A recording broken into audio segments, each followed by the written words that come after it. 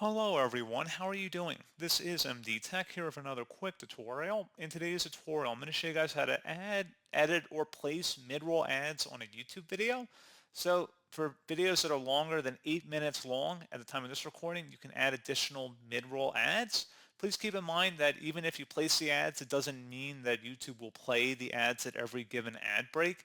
And also keep in mind user experience. You don't want to put in too many ads that confuse the user or get them to leave the video. So with that said, we're going to go ahead and jump right into it. So all you have to do is go to YouTube Studio and select the Content tab on the left side, and then locate whatever video you want to add mid-rolls for. And you can select the little dollar sign, and then select where it says Review Placement.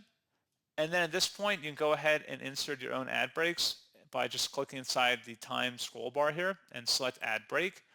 And then once you're done, you can also click on the play button to preview and see how the ad break looks from the viewer's perspective. And then you would select continue to save that and then select save to finalize that change. And that's all you'd have to do. So pretty straightforward process, guys. And as always, thank you for watching. I do hope I was able to help you out, and I do look forward to catching you all in the next tutorial. Goodbye.